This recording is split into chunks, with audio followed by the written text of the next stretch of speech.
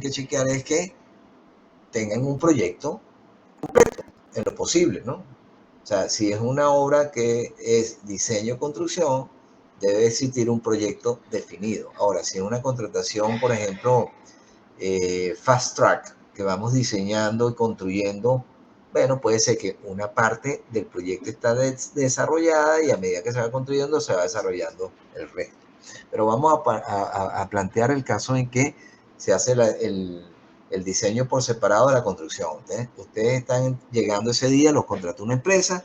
Entonces, ¿qué es lo primero que ustedes van a pedirle al que lo contrató? Mire, ¿dónde está el proyecto?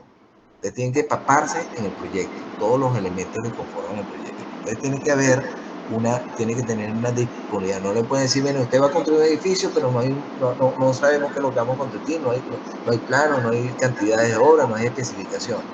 O sea, eso no tiene sentido. No van a asumir una responsabilidad de algo que no está claramente definido cómo se va a construir. Tienen que cerciorarse de que existe disponibilidad de proyecto completo. ¿Ok? Entonces, eso es lo que dice aquí. Es recomendable para iniciar las actividades previas a la construcción, Dime, Víctor. Está proyectando algo, es que no se me ve lo que está proyectando. Sí, está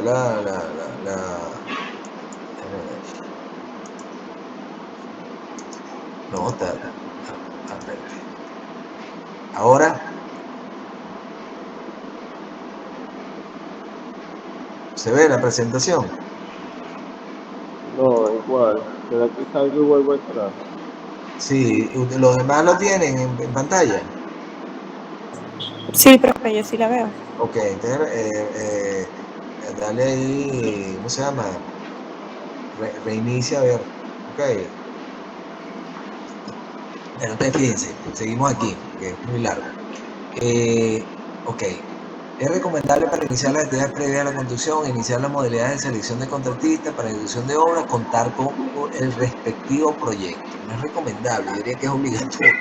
Sin embargo, se podrá contratar conjuntamente el proyecto y la ejecución de una obra logrando inequívocas ventajas cuando a estas se incorporen como parte fundamental equipos altamente especializados. Bueno, eso es cuando hacemos diseño y construcción simultánea para ejecutar construcción y el órgano o ente contratante considere que podrá lograr ventajas confrontando el diseño y la construcción tecnológica propuesta para las diferentes oferentes.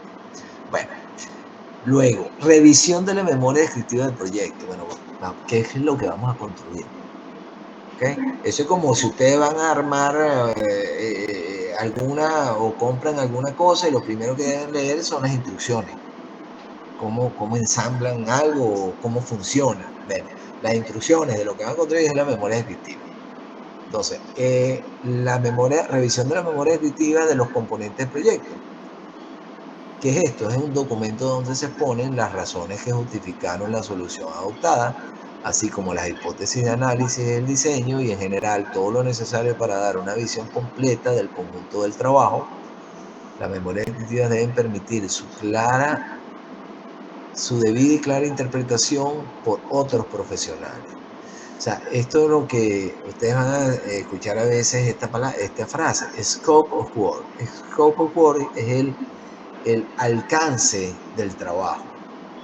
¿Ok? Entonces la memoria descriptiva dice que es lo que vamos a construir un edificio. Bueno, este edificio se va a construir un edificio que consta de tantas plantas, construido con sistema tradicional de concreto armado, tiene los diferentes sistemas de agua, de plomería, bueno, y todo. O sea, describe la obra o la infraestructura o edificación que vamos a construir con sus diferentes componentes, con sus materiales, la forma en que va a funcionar, etc. Okay. Luego también conocer los datos de quienes diseñan el proyecto. Si ustedes no estuvieron involucrados en el diseño de la obra, del proyecto, bueno, conocer quiénes son los que diseñaron, quiénes son los profesionales involucrados. Entonces, los proyectistas son las personas cuya profesión consiste básicamente en calcular, estimar costos, presupuestar y diseñar construcciones de diversa naturaleza, ya sean proyectos arquitectónicos, industriales o de cualquier otra índole. Poseen conocimientos de cálculo y diseño. ¿Ok? Bueno, entonces eso es un poco lo que ustedes han estado desarrollando en su carrera hasta ahora.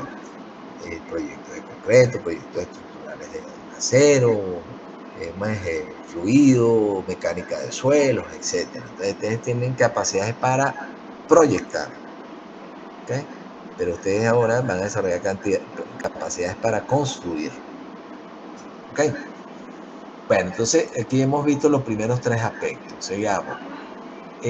Otro aspecto de preconstrucción técnico. Bueno, la inspección directa del sitio de construcción y las construcciones vecinas. Ustedes tienen que conocer el sitio donde se va a desarrollar el proyecto. ¿Ok? Entonces, ¿qué consideraciones deben tomar en cuenta? Bueno, ¿qué características son representativas de la topología y el clima? ¿Qué recursos se requiere para implementar la estrategia y el método de construcción seleccionado? ¿Qué facilidades y logística se requieren para soportar los esfuerzos de construcción? ¿Qué aspectos podrían influir e impactar en el ambiente y en la población local? Entonces, ustedes tienen que conocer el sitio. Ustedes no pueden llegar a ser un gerente de construcción y aparecerse el primer día que movieron las máquinas para hacer movimiento y tierra y ver por primera vez el terreno. Resulta que de repente las máquinas que llevaron no son las adecuadas al tipo de terreno. Si ustedes hubiesen visto eso en antelación, escogen o seleccionan los equipos más adecuados. Pero ya cometieron el error y dieron los costos y tienen que devolver esa máquina porque no les sirve. Tienen que conocer el sitio. Y aquí tienen o sea, aquí vimos que hay 1, 2, 3, aquí hay un error. Bueno, aquí sería 4 en vez de 2. Vamos a ver si lo podemos corregir de una vez. Ya. Déjenme aprovechar de corregir eso detallito. No, más adelante.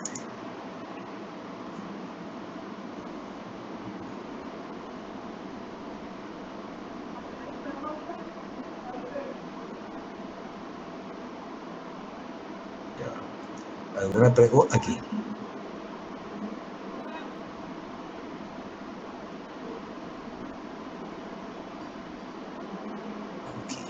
Aquí es 4. Y esta es la diapositiva 24.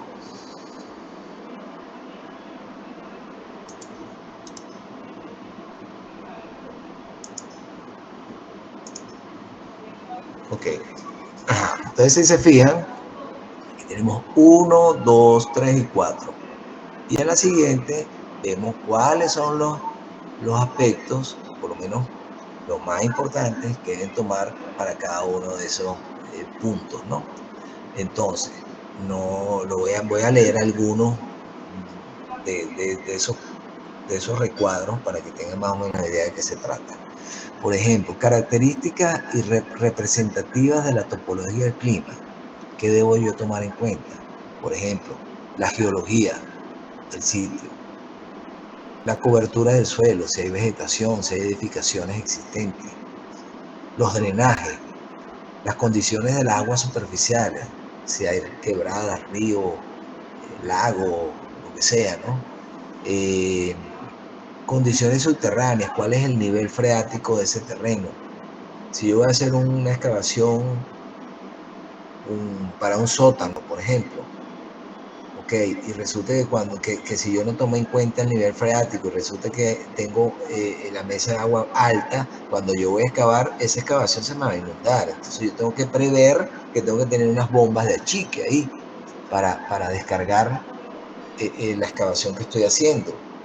¿Okay? Si es una zona sísmica, entonces tengo que chequear que el proyecto esté de acuerdo o que esté conforme con las normas sísmicas y con las particularidades de la zona.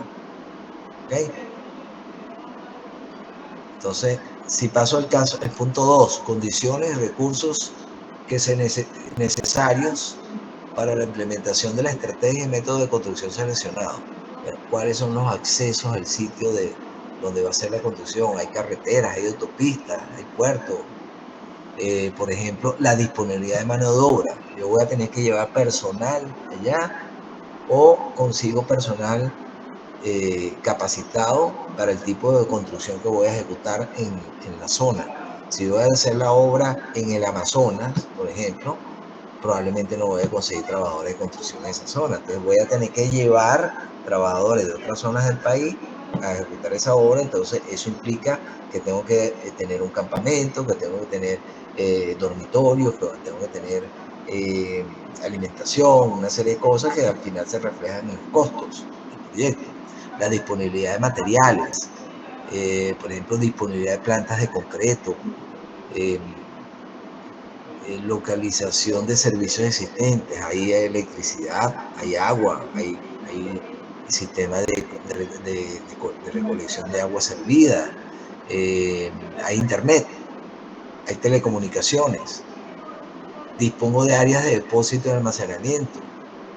¿Cuáles son las prácticas constructivas locales? Las costumbres. De repente yo voy a hacer un trabajo en una zona donde si yo no sabía que tienen una serie de días que no trabajan por festividades locales, eso me va a afectar a mi cronograma, se me va a extender el tiempo, o tienen costumbres que de repente no están tienen ciclos de trabajo diferentes a los del sector construcción. Por ejemplo, yo hice una obra en San Fernando de Apure, donde la mayoría de los trabajadores que tenía venían de trabajadores agrícolas. Y resulta que los trabajadores agrícolas se levantan muy temprano, hacen sus faenas del campo y muchas veces ya al mediodía están desocupados. Y bueno, y se van para su hamaca y descansan, hacen sus actividades personales. Pero resulta que el sector construcción lleva un ciclo distinto. En el sector construcción se trabaja de 7 de la mañana a 12, se descansa una hora y después de 1 a 5. Entonces, esos trabajadores no estaban acostumbrados a eso y muchos me renunciaban inmediatamente porque no estaban acostumbrados a la forma de trabajar en el sector construcción. Entonces, tenían unas costumbres locales que era difícil. Entonces, a veces tenía que llevar trabajadores de otros estados para esa obra en San Fernando de Apure, o también en el caso de una obra que hice en Margarita. Los trabajadores que se dedican a la pesca tienen más o menos un ciclo parecido. Luego, bueno, en el punto 3, facilidades y servicios necesarios para soportar la fuerza de construcción. Por ejemplo, telecomunicaciones, disponibilidad de agua potable, disponibilidad de energía eléctrica. Tengo que llevar un generador eléctrico, bueno, hay cortes eléctricos, eso es una realidad. Nosotros tenemos cortes eléctricos todos los días y las obras se paralizan, entonces tenemos que tener generadores eléctricos en las obras. Servicios bancarios, ¿cómo le voy a pagar a los trabajadores? A través de transferencia. Hay telecajeros en la zona. Servicios de transporte urbano y extraurbano, disponibilidad de servicios de mantenimiento. Si yo voy a hacer una obra de movimiento de tierra y resulta que en la zona no hay talleres o tornerías para reparar piezas, bueno, yo tengo que prever eso. ¿Qué otra cosa? Bueno, riesgos locales, inseguridad. Bueno. Luego en el aspecto 4, aspectos que podrían influir en el ambiente y en la población local. La construcción que yo voy a hacer genera ruido, genera polvo. Voy a requerir de ocupar y cerrar vías. Voy a tener interferencias en el tráfico. Por ejemplo, cuáles son los sitios de bote de materiales, de desecho o disposición de materiales de excavación, la reubicación de edificaciones y servicios, los turnos y horarios de trabajo, el impacto económico que va a tener esa obra en el entorno, la actitud de la comunidad. ¿Hay aceptación de esa obra por parte de la comunidad o voy a tener conflicto con la comunidad y voy a tener oposición a esa obra? La seguridad, el impacto político también. Esta obra la están ejecutando buscando un impacto político y después, si hay un cambio de gobierno, la obra la abandonan y no se termina. Bueno, una serie, un conjunto de elementos que tengo que considerar y que yo tengo que visitar el sitio para poder tomar en cuenta todos estos elementos. Y eso lo tiene que hacer tanto el ingeniero residente como el ingeniero el ingeniero inspector y tanto el ingeniero residente que representa al contratista cuando él está en la fase de competir por la obra, o sea, y elaborando su presupuesto, su oferta, tiene que tomar en cuenta todos estos elementos. Imagínense que hizo su presupuesto y no tomó en cuenta que tenía que llevar una planta eléctrica, que tenía que tener un dormitorio, un comedor para los trabajadores, baños portátiles. Entonces, bueno, ahí se le va una parte importante de la utilidad si no considera esos costos en su presupuesto. Bueno, entonces, seguimos. Disponibilidad de estudios de suelo. Debemos verificar que tengamos los estudios de suelo, ¿no? El estudio de suelo permite conocer las características físicas y mecánicas del suelo, es decir, la composición de las capas del terreno en la profundidad. Se necesitan habitualmente para conocer el tipo de fundaciones más acorde para una obra a construir y los asentamientos de la estructura en relación al peso que va a soportar. Los estudios de impacto ambiental. Eso es obligatorio por ley. La ley establece que nosotros tenemos que hacer un estudio de impacto ambiental de cualquier edificación o infraestructura que vamos a construir. Son procedimientos técnicos administrativos que sirven para identificar, evaluar y describir el impacto ambiental que producirá un proyecto en su entorno en caso de ser ejecutado. Todo ello con el fin de que la administración competente pueda aceptarlo, rechazarlo o modificarlo. El estudio de impacto vial son aquellos en los cuales se analizan y proponen medidas de mitigación respecto al impacto producido por un proyecto de edificación, urbanización emplazado en un área urbana de una comunidad. Entonces, por ejemplo, una empresa, un promotor quiere hacer un urbanismo de vivienda y ese urbanismo va a tener un impacto en el tráfico de la zona. Entonces, probablemente las autoridades van a requerir que ese promotor tenga que construir una especie de distribuidor o un tipo de obra que permite incorporar el tráfico de esa nueva urbanización a las vías existentes, pero que no afecten o que no tengan un impacto negativo sobre estas. ¿Ok? Bueno, seguimos. Estamos en la etapa preconstrucción. Todavía no hemos puesto ni un bloque en la obra. ¿Ok? ¿Me siguen? Sí, profe. Ok. Ya un momentico. ¿Hasta qué hora es esta clase? Que no me acuerdo. Ya un momentico aquí.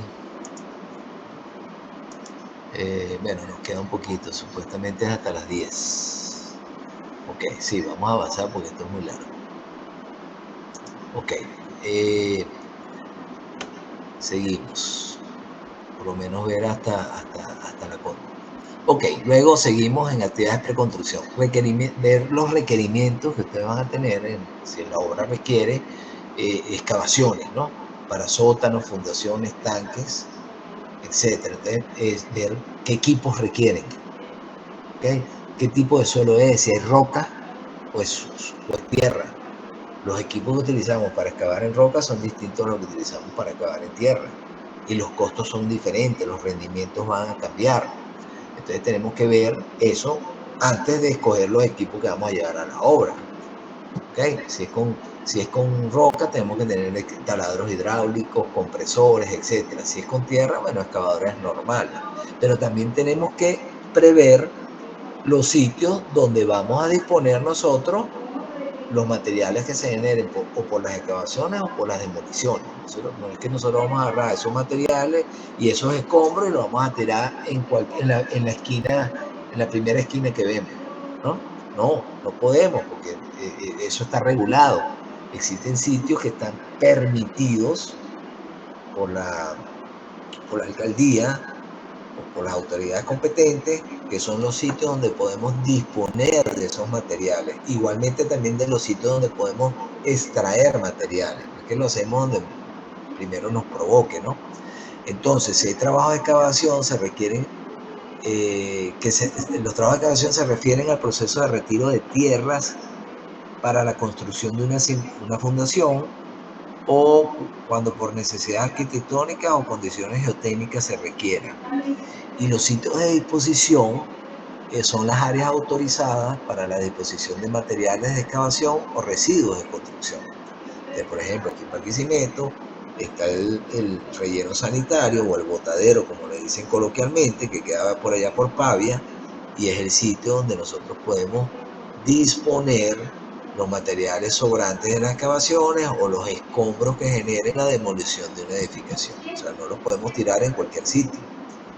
E igualmente, en los sitios de préstamo, que es donde tomamos material de suelo para rellenos, etcétera.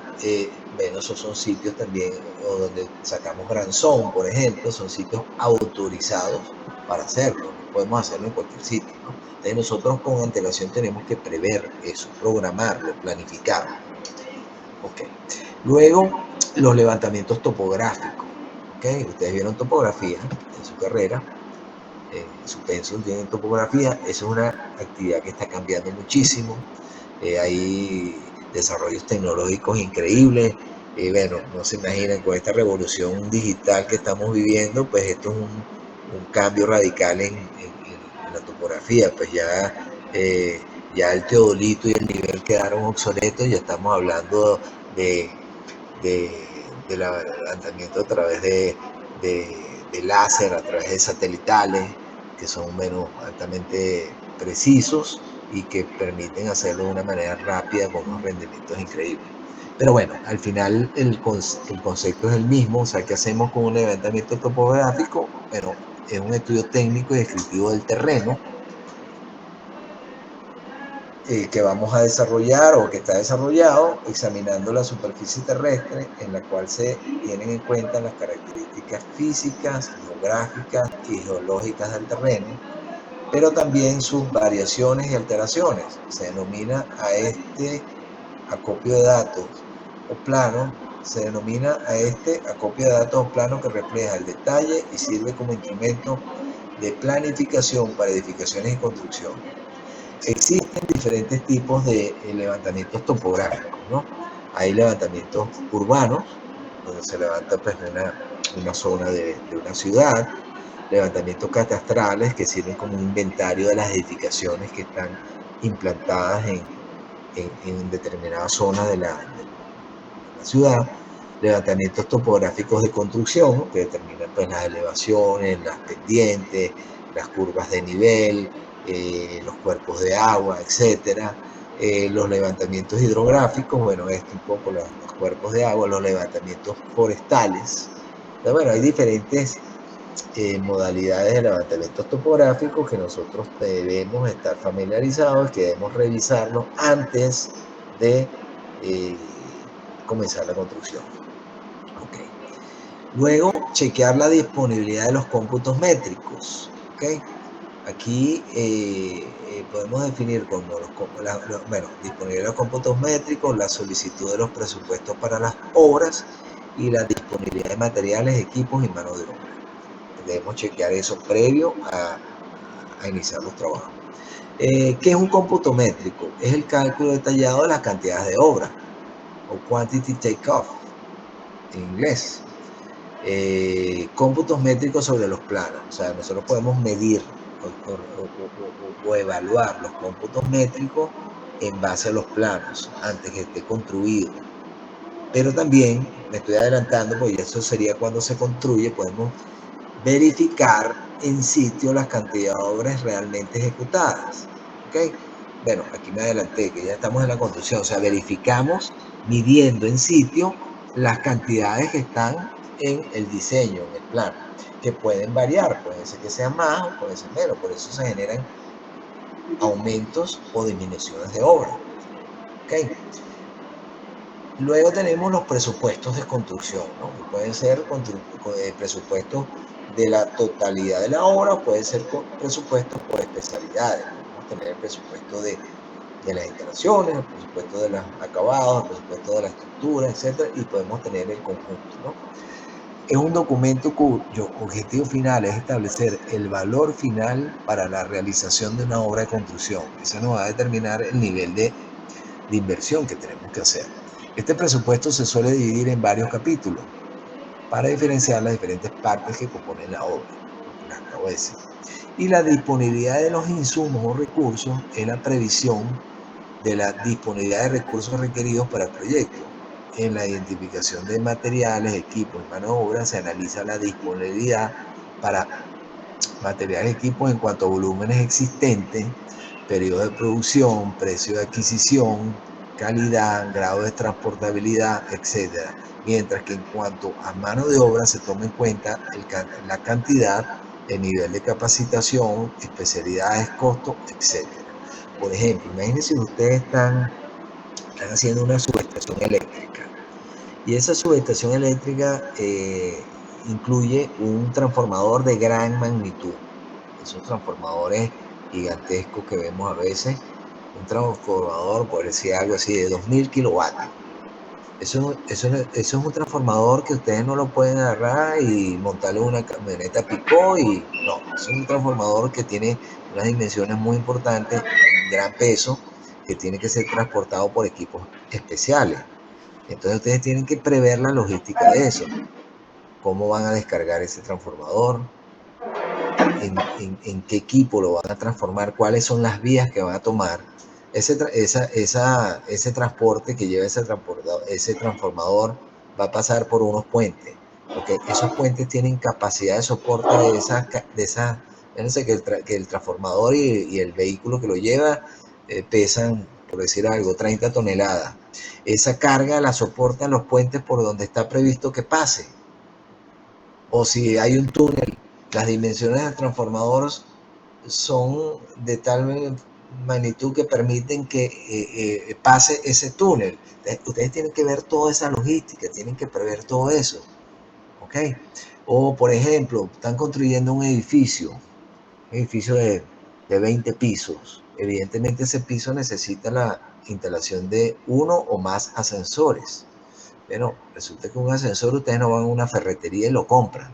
No, un ascensor ustedes tienen que contratarlo con una compañía especializada que construye e instala ascensores y tiene un proceso de fabricación que lleva cierto tiempo. Entonces, resulta que ustedes construyeron la estructura del edificio y empiezan los acabados y deberían comenzar con la instalación del ascensor. Pero resulta que a ustedes se les olvidó colocar la orden de compra del ascensor. Entonces, cuando van a colocar la orden de compra, le dicen que el ascensor tarda 4 meses en su construcción. ¿Qué hacen en ese caso? Es su responsabilidad no haber previsto eso. Ustedes con antelación han debido tomar en cuenta eso, el tiempo de fabricación, el tiempo de traslado, el tiempo de instalación y tomarlo en cuenta en su planificación de manera que no les afecte el tiempo final de ejecución del proyecto. Entonces, si ustedes tienen una multa por días de atraso, ¿de qué es la culpa en ese caso? ¿De qué es la responsabilidad? ¿Quién no planificó? ¿Quién no hizo tomó en cuenta ese aspecto en la etapa preconstrucción?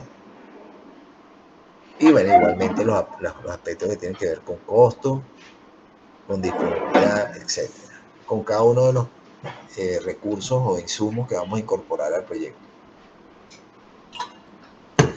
¿Qué les parece esto? Complicado y todavía no hemos puesto un ladrillo en la obra. ¿Qué opinan? Tedioso. Bueno, complejo. O sea, como gerentes ustedes tienen que estar alertas absolutamente del mínimo detalle. Tienen que ser muy detallistas. Entonces, bueno, esta es una guía para que ustedes tengan un checklist. Bueno, chequeé esto ya está listo. Hay que revisar esto. No que lleguen todos perdidos a asumir la responsabilidad de la obra. Ok, entonces ya hemos visto aquí, creo que la totalidad de los aspectos que tienen que ver con aspectos técnicos en la etapa de preconstrucción. Entonces, ahora veamos un poco los aspectos administrativos en esa misma etapa. Ok, entonces, estos son algunos de los aspectos que ustedes imagínense que van a construir una vivienda. Okay. Entonces, bueno, ustedes no quieren tener problemas con nadie. Entonces, bueno, chequen el documento de propiedad de ese terreno. Ok. Bueno, y si ustedes van a pedir un crédito al banco, que van a construir una urbanización, lo primero que le va a pedir el banco es, bueno, demuestren la titularidad de ese lote de terreno, que se le pertenece a usted. Entonces tienen que tener conocimiento del documento de propiedad de ese lote de terreno, ¿no? O de la edificación que van a remodelar, o la edificación que van a rehabilitar. Entonces, ¿qué es un documento de propiedad? Una escritura pública inscrita en el registro público, perdón, de propiedad, con respaldo administrativo para determinar la propiedad del inmueble. Un inmueble puede ser un terreno, una parcela urbanizada o no, una vivienda, un galpón, una finca, un edificio, etc. Eso es un inmueble, algo que está implantado en un sitio que no lo podemos trasladar. ¿Ok?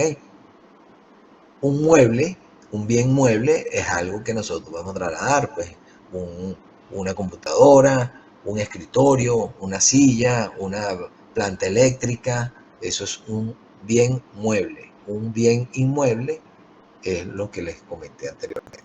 Entonces, esos deben estar registrados en un padrón catastral. O sea, por ejemplo, una vivienda en el municipio de Ibarren tiene una codificación en catastro que dice que esa vivienda existe, tiene un número asignado, tiene un área, tiene unos retiros, tiene una descripción, tiene un valor, que ese es el valor con el cual se calculan los impuestos, el impuesto municipal inmobiliario.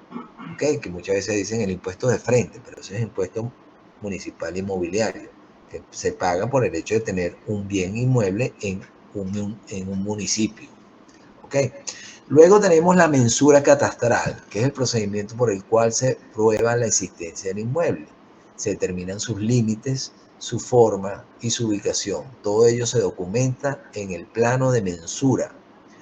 Y una vez aprobada la mensura, eso se hace a través de la alcaldía, el plano pasa a ser el documento de identidad de la parcela. Es como la cédula de identidad de la parcela o del inmueble. Está otro documento que se llama comprobante de alineación, que es un documento que le indica al ciudadano los retiros viales que debe cumplir una parcela o lote con respecto a las vías que lo limitan, de acuerdo a las secciones viales establecidas en el Plan de Desarrollo Urbano Local. En este caso dice referencia a la ciudad de Barquisimeto, pero puede ser de cualquier municipio. Si ustedes son de aquí de Barquisimeto y de repente van transitando por las calles del centro, ustedes empiezan a ver que las nuevas edificaciones tienen un mayor retiro que las edificaciones viejas. ¿Por qué? Porque las nuevas ordenanzas han establecido que previendo el ensanchamiento de las calles por la modernización de las ciudades y por el mayor tráfico, las nuevas edificaciones tienen que irse ajustando a unos retiros más amplios para dar paso a esas calles más anchas.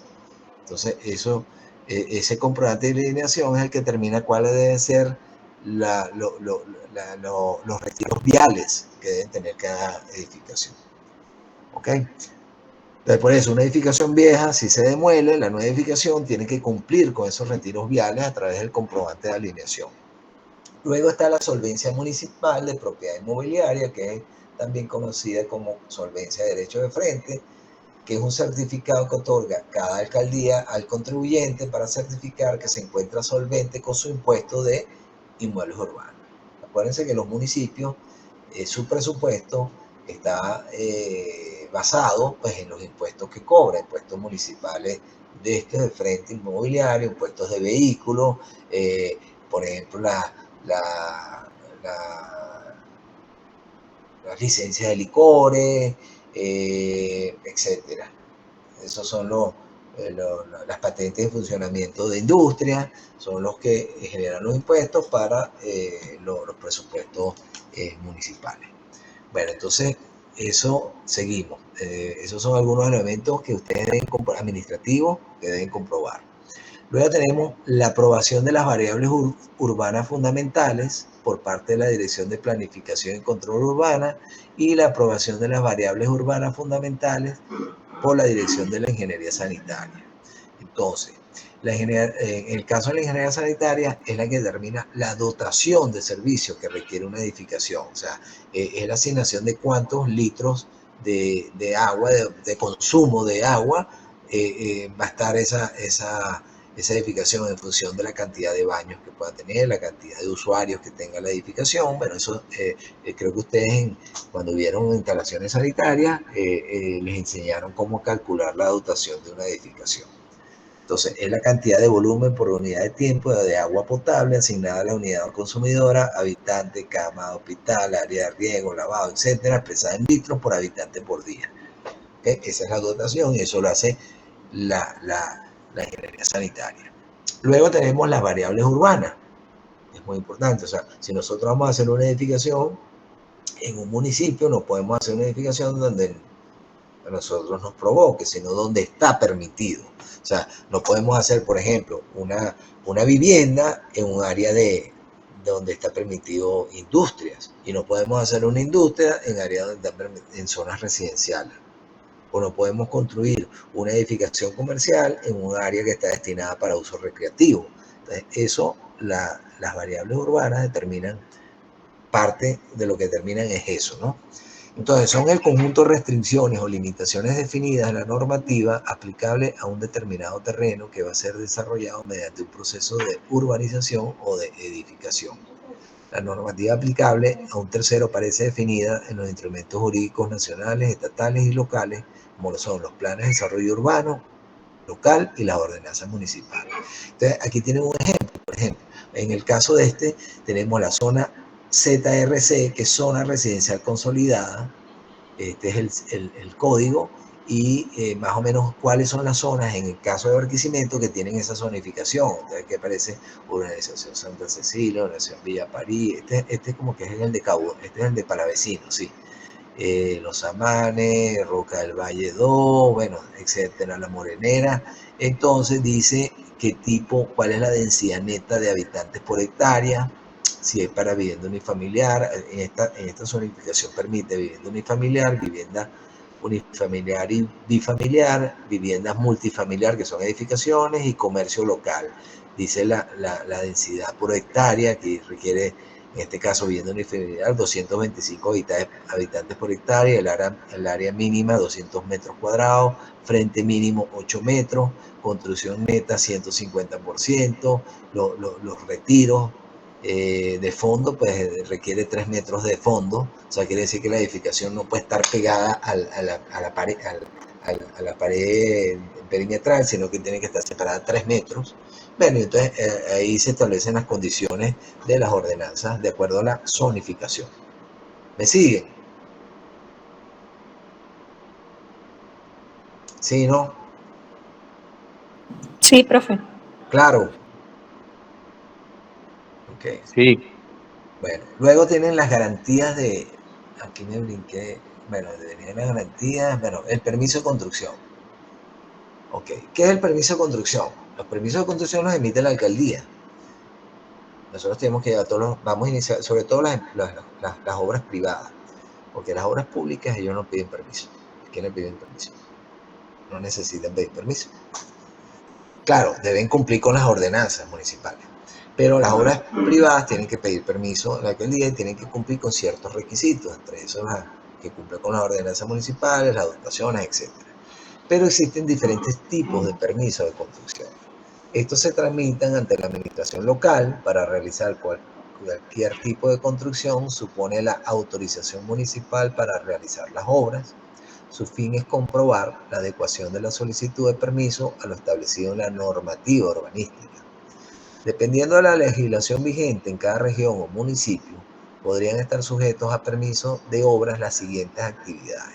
Fíjense que no es solamente para construir algo nuevo, sino que todas estas situaciones requieren de permiso ante la alcaldía. Si ustedes lo hacen, están sujetos a multa. Entonces, si vamos a desarrollar un parcelamiento urbanístico, si vamos a hacer un movimiento de tierra de cualquier tipo, si es una edificación nueva, si vamos a modificar una estructura o aspecto exterior de las edificaciones existentes. Por ejemplo, si usted va a modificar la fachada de un edificio, y bueno, y más si ese edificio es de patrimonio histórico, bueno, obviamente pues tiene que tener permiso y adecuarse a a las regulaciones existentes, ¿no? También las obras que modifiquen la disposición inferior de edificaciones cualesquiera sea su uso. Por ejemplo, tienen un edificio y en la parte de planta baja lo quieren convertir, era un edificio de vivienda y quieren convertirlo a uso comercial, tienen que tener el permiso. La primera utilización de los edificios y las modificaciones de uso de los mismos. Esto quiere decir, esta es la famosa habitabilidad. Si yo construyo un edificio nuevo y lo voy a vender o lo voy a alquilar, yo antes que pueda hacer eso tengo que tener el visto bueno de la alcaldía, que es el permiso de habitabilidad. Entonces la alcaldía va a conformar de que el edificio se construyó de acuerdo al proyecto y que, bueno, que tiene ciertos requerimientos mínimos. Por ejemplo, que tiene, bueno, por ejemplo, en el caso de muchas de edificaciones, a veces se venden las edificaciones en gris, ¿okay? Que no con todos los acabados, ¿no? Pero entonces la habitabilidad exige que por lo menos si la edificación tiene un baño, ese baño tiene que estar totalmente equipado. Si tiene 2 baños, por lo menos un baño tiene que estar equipado totalmente para poder tener la habitabilidad, el permiso de habitabilidad cuando la edificación es nueva. Ok, el uso de vuelos sobre edificaciones e instalaciones generales. Imagínense que yo tengo un edificio y voy a construir un balcón y ese balcón tiene proyección sobre la acera o sobre otra edificación existente, pero yo tengo que tener autorización para poder hacer eso. ¿Ok? Las instalaciones subterráneas dedicadas a estacionamiento o de cualquier otro uso, bueno, tienen que tener un permiso porque hay que ver el impacto que puede tener en otras edificaciones aledañas. Si yo, por ejemplo, empiezo a construir un sótano y resulta que se derrumba la excavación y afecto las edificaciones que estaban al lado y no tenía el permiso, ahí me mete un grave problema. La demolición de construcciones. También la colocación de carteles de propaganda visibles de la vía pública. Bueno, fíjense, ese es el caso de la publicidad. O sea, cuando ustedes van por la calle y ven esas vallas publicitarias, eso no es porque se le ocurrió a la compañía de publicidad colocarla ahí porque le provocó. Tiene que tener un permiso de la alcaldía y va a pagar impuestos sobre la publicidad que esté ahí utilizando, ¿ves? Entonces, no es que a cualquiera se le ocurre y coloque una valla donde más le provoca, tiene que estar autorizado por la alcaldía. La tala de árboles, muy delicado esto, no podemos llegar y talar un árbol como nos provoque, nos podemos meter en un problema hasta penal por la ley del ambiente. Entonces tiene que haber un permiso si se van a talar los árboles o si se van a podar árboles, ¿no? Entonces, los árboles enclavados en terrenos dentro del plan de la ordenación urbana tienen que tener un permiso. Y tienen, además del permiso de la alcaldía, permiso del Ministerio del Ambiente. Y bueno, y demás actos que señalen los planos de ordenación urbanística. Entonces, fíjense que hay un marco regulatorio bien importante que debemos estar pendientes, porque si no lo cumplimos nos podemos meter en la responsabilidad esa que hablábamos anteriormente. Y ustedes como ingenieros residentes, pues son los que van a dar la cara en ese aspecto. Ok, entonces bueno, vimos que hay una serie de documentos que habría que tramitar a la hora de cualquier ejecución de una obra, sobre todo a nivel de alcaldía.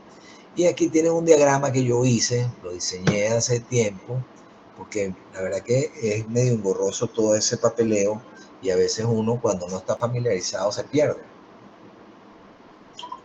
Entonces yo hice este flujograma que no lo voy a ver en detalle, pero que para ustedes va a ser muy útil en un futuro.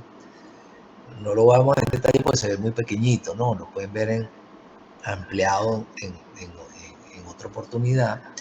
Y aquí más o menos señala paso a paso cuáles son los recaudos que requieren y qué acciones deben tomar para lograr cada uno de esos documentos que les comenté anteriormente. Entonces, por ejemplo, aquí tienen qué es el comprobante de alineación y qué requisitos, ¿no? Los requisitos son estos rojos que están aquí. La consulta sobre los anteproyectos que se requiere, consulta preliminar de las variables urbanas. Fíjense que, por ejemplo, aquí, si ustedes van a hacer una consulta preliminar de variables urbanas ante el municipio, bueno, requieren el documento de propiedad del terreno, los planos de croquis de ubicación del sitio, la solvencia del colegio de ingenieros, del profesional responsable. Bueno, aquí ven todos los requisitos. Aquí tienen la constancia de adecuación de variables urbanas para edificaciones, urbanismo, ampliaciones, reparaciones y restauración con área mayor de 60 metros cuadrados. Y bueno, qué requiere y qué requisito. Aquí para las acometidas eléctricas, los certificados urbanísticos, los permisos no veo, está muy chiquito, la constancia de habitabilidad y la constancia de recepción de obra terminada. Entonces, bueno, aquí tienen todos los requisitos. Por ejemplo, para la constancia de recepción de obra terminada requieren la solvencia del colegio de ingenieros, del profesional responsable y que esté vigente. Entonces, bueno, aquí tienen todos los requisitos, tienen más o menos algo organizado de cada uno de los documentos que tienen que gestionar ante la alcaldía y el paso a paso para lograr cada uno de ellos, ¿no? Entonces, por ejemplo, para la constancia de habitabilidad requieren tener la solvencia municipal. ¿Qué quiere decir eso? Que tienen que tener cancelado todos los impuestos municipales que tengan compromiso de satisfacer. Pero bueno, tengan presente este cuadrito. Esto puede variar de alcaldía a alcaldía. Esto por lo menos es la de alcaldía del municipio de Ibarra, de Barquisimeto, en el estado Lara. Esto me llevó un tiempito hacerlo y yo realmente no estoy muy familiarizado con esto porque yo me he dedicado más a construir que más al área de proyectos, ¿no? Entonces el que está dedicado al área de proyectos sí está muy familiarizado con esto porque tiene como responsabilidad la tramitación de todos esos requerimientos. Pues. Pero si nosotros somos gerentes de construcción de proyectos, estamos involucrados en las fases tempranas de proyectos, tenemos que tener conocimiento de todos estos aspectos. Profe. Dígame. Usted sabe que yo estoy como ayudando o apoyando a una gerencia, o sea, a un ingeniero que está gerenciando una obra, ¿verdad? Ok. Pero o sea, nosotros no nos dieron esa posibilidad de verlo con respecto al terreno y esas cosas. Es más que el dueño como tal tiene a su mano derecha y esa persona es la que se encarga de todo eso. Y bueno, usted va a hacer tal y empieza a trabajar y así pues, o sea, no. Claro, ustedes ingresaron probablemente ya en la fase constructiva, ¿será? Más que en la parte previa, o están también en la parte previa, a nivel de proyecto. O sea, ellos, sí, puede decir que sí, en la constructiva, porque ya, o sea, empezar a limpiar el terreno y todo eso, pero sí, ellos ya habían adquirido el terreno. Ya tenían planteada la idea del proyecto, quizás ya el diseño estaba adelantado, ¿no? Sí, más o menos, pero sí, ahí se empezó a meterse uno. Pero ustedes coordinan a todos. Sí, todo. Bueno, nosotros podemos hacer la función de un gerente de proyecto y tenemos a su vez gente bajo nuestra coordinación que realiza pues todos estos aspectos de esta fase previa a la construcción. Pero de repente sí, exacto, no hacerlo como una mano derecha, pues su de confianza. Tú puedes ser el ingeniero que hace la función de gerente de proyecto, pero no necesariamente eres el que calcula y el que hace el diseño arquitectónico. Tienes un arquitecto, un ingeniero estructural que se encarga de eso, pero tú lo estás coordinando. Así mismo es, ajá. Okay. O sea, uno está coordinando, bueno, ahorita se va a empezar a hacer esto, se contrata quienes van, por ejemplo, tanques subterráneos, se contrata esas así sucesivamente, pues, gerenciando como tal, pues. Están en la fase previa a la construcción, coordinando la fase previa. Bueno, esto que estamos viendo aquí ahorita. Pero puede ser que en algún día te toque hacer estas gestiones a ti en la alcaldía, si no tienes la persona que te lo hace. O puede ser que uno subcontrate esas actividades también, un arquitecto que se dedica a hacer que tiene los contactos en la alcaldía, conoce cómo funciona. A veces hasta mejor hacer eso que hacerlo uno que no tiene esa experiencia. Sí, eso es lo mejor. Sinceramente, eso es lo mejor. Claro. Y las cosas fluyen más rápido. Bueno, entonces aquí tienen ese esquema que va a ser muy útil, revísenlo. porque en algún momento puede ser que estemos involucrados en alguna de estas, en la necesidad de tramitar alguno de estos documentos. Ok, bueno, luego las garantías de servicio, que también es complicado, porque a veces el permiso de construcción no te lo dan si tú no tienes la garantía de que vas a tener el servicio de agua. Pero ¿qué pasa? Que esas garantías tienen cierta duración, porque muchas veces los organismos que tienen la responsabilidad de eso, que es la infraestructura, no hacen las inversiones que le corresponden, y cuando tú vas a hacer la obra, resulta que no tienes la dotación que te habían ofrecido, porque no hicieron las inversiones. Entonces no te dan el permiso no te dan la habitabilidad. Es complejo esa parte. Entonces son todas las garantías de servicio que tienen que ver con agua potable, aguas servidas, electricidad, gas, telecomunicaciones, aseo urbano, etc. Fíjense, uno de los problemas graves que hay aquí en Barquisimeto, aparte del posible desempeño de los promotores inmobiliarios, es el famoso Triángulo del Este de Barquisimeto. No estoy diciendo que, bueno, conocen que hay una serie de edificaciones ahí que están a medio construir, abandonadas, que eso iba a ser la zona de mayor desarrollo de Barquisimeto, y que lamentablemente pues, está ahí pasando el tiempo y no se culmina y no se resuelve. Sean problemas de los promotores, sean problemas de los organismos públicos.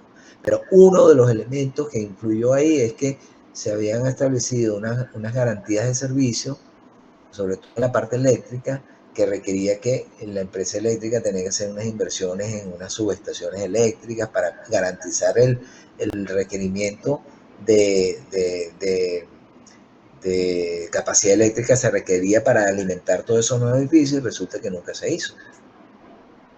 Independientemente del problema de los promotores que no cumplieron y que no han dado la cara, o que no han terminado las obras y que le han quedado mal a los compradores. Pero entonces pasa a veces mucho eso, que te dan una promesa de servicio y que cuando vas a la realidad no te la cumplen. Pero es un requisito imprescindible para poder obtener el permiso de construcción y el permiso de habitabilidad. Ok. Seguimos. Fuente de financiamiento de la obra, eso lo vimos, ¿se acuerdan? Lo vimos en la clase pasada, no voy a hacer hincapié. Ya vimos pues que hay diferentes formas de financiamiento. Entonces, si nosotros vamos a hacer una construcción, ¿cómo vamos a financiar este esfuerzo? ¿Es con recursos propios, con un crédito bancario, si es una obra pública, con bonos de la deuda pública, con los impuestos o con los que genera PDVSA? ¿Okay? Luego, las políticas al propietario para la contratación de obra. O sea, voy a contratar yo como gerente de obra y representante del propietario, ¿voy a contratar con un contratista general o voy a contratar con diferentes subcontratistas por especialidad? ¿Cómo los escojo? ¿Cuál es el procedimiento para escogerlo? ¿Okay? Entonces, y eso lo voy a hacer en función cómo subdivide el trabajo, cómo lo planifique. Entonces, bueno, tengo que contratar con una compañía que el edificio lleva pilotes, tengo que buscar la compañía que va a hacer los pilotajes. ¿Y en base a qué elementos? Bueno, no voy a entrar en detalle, pues esto lo vimos en la clase pasada, pero en base a qué elementos yo voy a escoger los posibles contratistas o proveedores de servicios.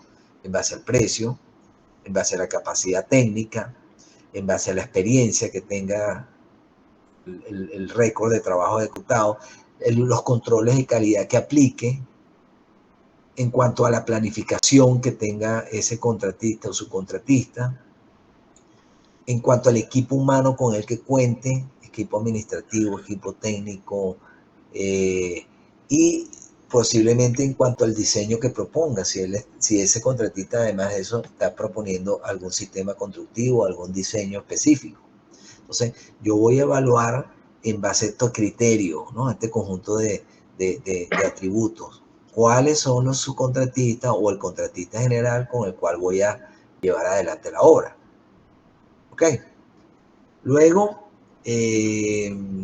las políticas del propietario. ¿Cuál es la forma de contratación? ¿Va a ser por precio unitario, por suma global, por administración? Entonces, ¿en qué forma voy a subdividir el trabajo? Y evaluar pues los posibles contratistas o proveedores de servicio. Ok. Revisarlas y analizar las modalidades de contratación de esos contratistas o las obras, ¿no? ¿Qué tipo de contrato? Que eso lo vamos a ver en detalle en el módulo 3, creo. si es por precio unitario, si es por suma global, si son contratos negociados, si es contrato de gerencia de construcción, si es un contrato de diseño de construcción, si es una llave en mano, si es un contrato de concesión o si es una APP, una asociación pública privada. Entonces yo tengo que decirle a quien me contrató como gerente de obra o como ingeniero inspector, recomendar, si está todavía en el alcance mío, si el contratante no ha decidido, recomendarle cuál es la forma de contratación más adecuada y más conveniente para él, de acuerdo al tipo de obra y el alcance de la obra. ¿Okay? Entonces yo tengo que conocer todas estas modalidades de contratación y ver cuándo es una más conveniente para el tipo de obra que voy a ejecutar. Okay. Luego, bueno, esto es parte de la selección de los contratistas. Bueno, yo determiné si voy a hacer una licitación, si voy a entrar a hacerlo a través de un proceso de negociación, si voy a hacerlo por un paquete de licitación. Bueno, tengo que ver los documentos de la licitación, que son todos los formatos necesarios, las condiciones generales de la contratación, las condiciones especiales, las especificaciones técnicas y los planos y dibujos, ¿no? Hago la invitación a los posibles participantes y hago pues el proceso de selección de contratistas de acuerdo a los atributos que vimos aquí, ¿ok? Y hago la recomendación al contratante de cuál es el contratista más conveniente. Pues entonces se toma la decisión y se otorga la buena pro o la asignación del contrato. ¿Qué se le va a exigir a los contratistas para la presentación de la oferta? Presupuesto, análisis de precio unitario, cronograma de ejecución y financiero, memoria descriptiva, representantes legales y el récord de obra ejecutada, también sus condiciones financieras, etc. ¿Okay? Luego, bueno, están las fianzas y los seguros y los contratos de obra. La fianza, bueno, hay una serie de fianzas. La fianza es un mecanismo para manejar el riesgo que se genera en la obra, transmitir un poco la responsabilidad de riesgo, protegernos nosotros como contratantes, y hay una serie de fianzas que pueden sustituirse por retenciones de dinero también, pero bueno, la mejor forma es a través de fianzas. Entonces hay fianzas de licitación, ¿ok? Fianzas durante el contrato, que son fianzas de anticipo, fianza de fiel cumplimiento, fianza laboral, seguros patronales y seguros de responsabilidad civil. La fianza de licitación, más o menos, ¿cómo funciona? La fianza de licitación es para proteger al ente contratante de que contrató con la oferta más conveniente. Imagínense que yo tengo 3 ofertas, A, B y C. Por supuesto, la oferta A es la más baja, la oferta B un poco más alta y la oferta C es la más alta. Entonces resulta que cuando yo selecciono y digo voy a escoger a la empresa A se da cuenta que cometió un error en su oferta y que si él firma ese contrato le va a dar pérdida. Entonces decide renunciar a la firma del contrato. Eso quiere decir que me va a hacer que yo contrate con una firma que tiene una oferta más alta, por lo cual me está generando me está afectando económicamente, porque me está haciendo contratar con una oferta mucho más alta de la que yo podía haber contratado, con la oferta A. Entonces, ¿cómo me protejo yo? Solicitándole una fianza de licitación a cada uno de los oferentes, que en caso de que no entren en contrato, yo le ejecuto la fianza. Es como un seguro.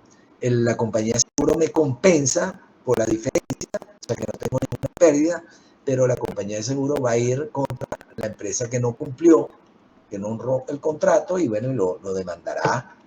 Y por eso es que para poder emitir la fianza, la compañía de seguro le exige a la contratista sus estados financieros, su récord de ejecución del proyecto, va a verificar que no haya tenido ningún conflicto judicial y que nunca haya fallado en la contratación con ningún ente contratante. Entonces, bueno, eso en función de ese conjunto de variables va a determinar la capacidad de afianzamiento. Y bueno, hay una fianza de anticipo para asegurarse que el contratista reintegre el anticipo que le da el ente contratante, que es como una especie de préstamo para que comience los trabajos. hay una fianza de cumplimiento para asegurarse que el contratista cumplió y ejecutó la obra de acuerdo a lo previsto en el contrato, de acuerdo al monto establecido, la calidad, el nivel de calidad, el alcance y el tiempo. Hay una fianza laboral para protegerse el ente contratante, que el contratista cumplió con todos los compromisos laborales de sus trabajadores. Hay un seguro patronal también que cubre a la hora de cualquier accidente o incapacidad de los trabajadores, cubre al ente contratante de cualquier demanda, ¿okay? Tanto civil y penal, y están los seguros de responsabilidad civil, que son los seguros de daños a terceros. Imagínense que ustedes están pintando un edificio y tienen unos pintores en un andamio y resulta que de ese andamio cae un cuñete de pintura, el cuñete de pintura cae en el piso del estacionamiento y daña la pintura de 6 vehículos que estaban estacionados ahí. ¿De quién es la responsabilidad? En primera instancia del contratista y en segunda instancia del ente contratante. No responde. Entonces, ¿cómo se cubren ustedes? Con un seguro de responsabilidad civil de daños a terceros, que a la hora que el contratista no responda, bueno, la compañía de seguro va a responder y va a mandar a esos 6 carros a un taller de latonería y pintura para repintarlos nuevamente. Pero ustedes están protegidos por una póliza de seguro que va a absorber esos costos. Ahora, imagínense que no se cayó el puñete de pintura y se cayó un trabajador y se mata. Imagínense las implicaciones que tendría eso, si ustedes no estaban protegidos por una póliza de seguro. ¿Ok? Claro. ¿Está claro? Sí, profe. Profe, una consulta. ¿Hasta qué hora va a dar la clase? Ya, me quedan 5 punticos más para terminar este. Continuamos la próxima clase con los aspectos durante la construcción. ¿Ok? Bueno, los presupuestos. Bueno, nosotros vamos a hacer unos presupuestos un estimado de costos, unos presupuestos bases para saber cuánto nos cuesta el proyecto, pero a su vez vamos a solicitarles presupuestos a los diferentes contratistas y subcontratistas y proveedores que van a estar involucrados. Entonces, un presupuesto se basa en la lista de partidas o paquetes de trabajo. O sea, como nosotros tenemos un proyecto y lo subdividimos por actividades, y esas actividades le asignamos un precio unitario, y ese precio unitario multiplicado por la cantidad nos da el costo de cada actividad. Y la sumatoria de todas esas actividades nos da el costo del presupuesto, el costo de la obra. ¿Ok? Entonces, el presupuesto se basa en la lista de partidas o paquetes de trabajo y en las cantidades asociadas con las cuales se deriva el costo total de la obra. Y el análisis de precio unitario, que probablemente ustedes ya han visto en construcción, en la materia de construcción, es un estudio analítico que permite definir un precio unitario a una partida a través de la individualización de sus componentes elementales. ¿Cuáles son? Si yo voy a analizar cuánto me cuesta hacer un metro cuadrado de friso en paredes, yo tengo que analizar cuáles son los materiales, fíjense aquí ven los materiales que requiero por metro cuadrado, qué equipo quiero utilizar para hacer un metro cuadrado de friso y cuál es el personal que yo necesito o la cuadrilla de personal para poder ejecutar un metro cuadrado de friso. ¿Ok? Ahí voy a tener los costos directos de ejecutar un metro cuadrado de friso y a eso le voy a aplicar adicionalmente el porcentaje de administración por ejecutar ese metro cuadrado y el porcentaje de utilidad. Y voy a llegar a un precio unitario por metro cuadrado de friso. Y si yo voy a hacer, imagínense que a mí me da que el metro cuadrado de ejecución de friso es $10 por metro cuadrado, y voy a hacer 10 metros cuadrados. ¿Cuánto cuesta esa partida? $100, ¿verdad? Aló, ya te llamo que estoy terminando la clase. Ya va. Sí, dile, pásame buscando a mí. Bueno, ok. Ok, ¿está claro cómo más o menos cómo se hace un presupuesto? Rapidito. Bueno, aquí tienen el formato. Estos formatos que están aquí son los formatos que salen a través del sistema de análisis de costo de construcción LULO, probablemente les suene, ese es uno de los que existen en el mercado venezolano para hacer estimados de costos de proyectos de obra. Luego tenemos los requerimientos. ¿Qué son los requerimientos? Bueno, los requerimientos los definimos al principio del proyecto. Surgen de nuestro entendimiento de cuáles son las necesidades y sirven como base para el plan de proyecto, el cual se plantea alrededor de esto. Y hay una cosa que vamos a llamar el WBS o lista de actividades, que es una fotografía del proyecto en formato jerárquico en el cual el proyecto se subdivide en actividades, subactividades, paquetes de trabajo y niveles de esfuerzo. Entonces, nosotros una vez que agarramos un proyecto y lo subdividimos en actividades, le podemos asignar recursos y le podemos asignar precios. O sea, cada actividad de esta la podemos reflejar después en un presupuesto y podemos asignarle tiempo y después nos va a servir cada esta actividad con su duración, que lo vamos a sacar por los rendimientos, y la relación con el resto de las actividades. Podemos hacer un plan de trabajo, un cronograma de trabajo, que es lo que tenemos aquí, que es el cronograma de ejecución de obra, que es una herramienta para fijar los tiempos de ejecución de las fases de un proyecto. Generalmente se realizan durante la última etapa de planificación del proyecto, cuando ya se han definido los elementos sustanciales como los objetivos que se pretenden alcanzar, los recursos a utilizar y los gastos de obra. Esto que ustedes ven aquí, que lo vamos a ver en detalle en el módulo 4, es un diagrama de Gantt, donde yo puedo representar las diferentes actividades que necesito cumplir para ejecutar un proyecto y les asigno los tiempos de duración y en qué momento se van a ejecutar. Esto es una representación gráfica con la cual yo puedo determinar cuál es la duración del proyecto. Este proyecto que está aquí, que es construcción vial, tiene actividades como replanteo del proyecto, limpieza y remoción de escombros y así sucesivamente. Dice que de acuerdo a mi planificación, este proyecto se va a ejecutar en 1, 2, 3, 4, 5, 6, 7, 8 meses. ¿Ok? Donde tiene un inicio en el mes de febrero y culmina en el mes de septiembre. Ok. Otro elemento a considerar, las variables de calidad. Debemos prever todos los mecanismos necesarios para controlar la calidad en la ejecución de nuestro proyecto y cumplir los estándares nacionales e internacionales en cuanto a diseño y construcción, las buenas prácticas constructivas, así como el fiel cumplimiento de las especificaciones y requerimientos que pueda tener el proyecto. Entonces nosotros como gerente de proyecto tenemos que definir cuáles van a ser los mecanismos para poder cumplir con esto. ¿Quiénes son las empresas, por ejemplo, que van a llevar a cabo los ensayos de control de calidad? ¿Cuáles son los procesos que vamos a hacer? Por ejemplo, si vamos a tomar, se van a hacer los estudios de compactación de suelo, los estudios de asentamiento del concreto, los estudios de capacidad de carga del concreto, las especificaciones de las cabillas, los requerimientos técnicos de cada uno de los equipos que se vayan a incorporar. Entonces nosotros tenemos que programar y velar por mantener los estándares de calidad que exige el contrato. ¿Ok? Bueno, con eso terminamos con las actividades preconstrucción.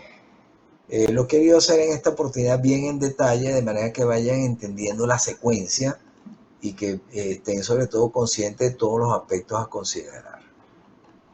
No están todos, pero aquí están los más importantes. Entonces, ya saben ustedes que cuando estén ustedes involucrados en esta fase preconstructiva, tienen que ir chequeando cada uno de estos aspectos.